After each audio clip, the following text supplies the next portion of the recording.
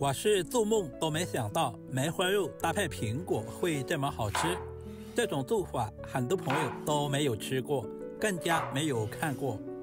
欢迎来到烟火味厨房，今天梅花肉分享一道好吃的下饭菜。首先准备一块2斤左右的梅花肉，把回肉部分切下来，用来做小炒肉。大家可以看一下回数相间的纹理，像不像一朵朵绽开的梅花？直接切成1.5厘米左右的厚片，这个厚度煎出来外酥里嫩，咬下去还能爆出肉汁，千万别切太薄，不然一煎就柴了。全部切成视频中这样就差不多了。把切好的梅花肉平铺在案板上，然后用刀背轻轻的捶打，这样可以降低鸡肉的纤维韧性，同时让肉的组织间隙变大，后续腌制的时候更好的吸收调味汁，烹饪后口感会更软嫩，避免出现咬不烂的情况。翻过来把另外一面也用同样的方法操作，在敲打的过程中力度均匀，别用力太过猛，不然的话肉很容易碎。像视频中这样把肉的筋膜敲松。另外2块也像视频中这样处理一下，放在大一点的碗中。接下来准备2根清洗干净的香葱，切成5到6公分左右的小长段。1块去皮的老姜切成厚片，然后再切成姜丝，切好放在一旁备用。接下来把肉腌制一下，往里面加入小半勺的食盐，提前入下底味，多一点的白胡椒粉去腥增香。把切好的葱姜也加在里面，然后用我洗净的小手把葱姜抓出葱姜汁。其实葱姜是天然的去腥材料，葱姜汁也称之为天然的嫩肉剂。下手充分的抓拌均匀，这里我们千万不能加料酒，因为料酒含有酒精，腌出来的肉有一种怪怪的味道。大约抓拌2分钟左右，使调味料完全化开，使每一块肉都能够吸足葱姜的香味。放在一旁腌制10分钟左右。梅花肉要想好吃，我们要准备2个清洗干净的苹果，把苹果对半切开，然后再切成4等份。苹果营养丰富，富含果胶和膳食纤维，能够促进肠道蠕动。苹果中间的核以及周围的肉我们也要处理一下，因为这个部位吃起来会发酸，尤其是苹果核还有苦涩的味道。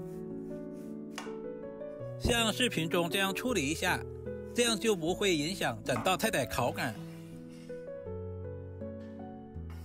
处理成视频中这样，放在大一点的碗中备用。现在的梅花肉也已经腌制好了，里面的葱和姜也已经完全的释放出了香味。经过腌制过后，肉片色泽均匀透亮，柔软而且富有弹性。坚持这10分钟就是让肉嫩到爆汁的秘诀。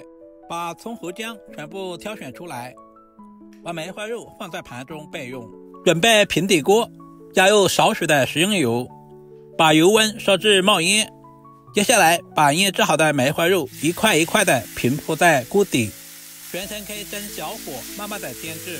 刚下锅的肉我们不要急着去翻动，听到滋滋的声响，这就是梅花肉慢慢的在释放出油脂。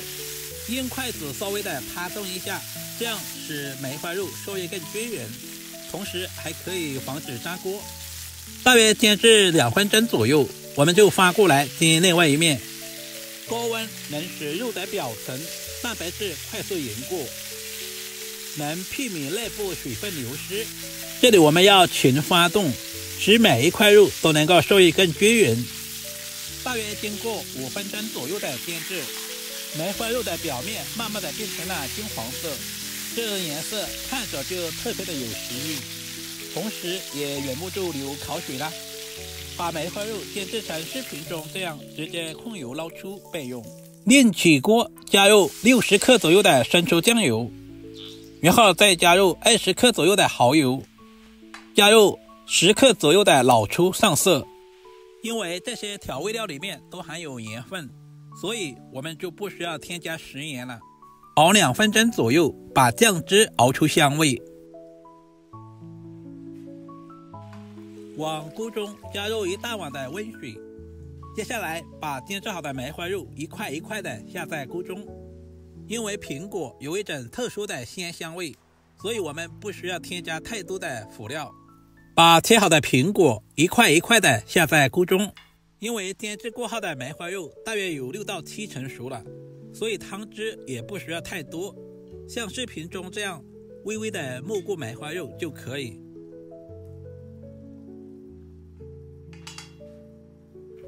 加入几颗老冰糖，增加肉的鲜香味。要想苹果和梅花肉充分的融合，我们要开大火，把锅里面的汤汁煮开，然后靠上锅盖，用小火大约焖煮5分钟左右。时间差不多了，打开锅盖的一瞬间，苹果的果香味、梅花肉的肉香味扑鼻而来，闻着都特别有食欲。现在的梅花肉也已经软烂了，苹果煮制成视频中这样就刚刚好，也没有完全的腐化。现在的苹果也已经完全的把果酸、果糖释放出来了，这2种物质还可以中和肉类的油腻感，果酸还能够进一步分解肉的纤维，让肉质变得软嫩。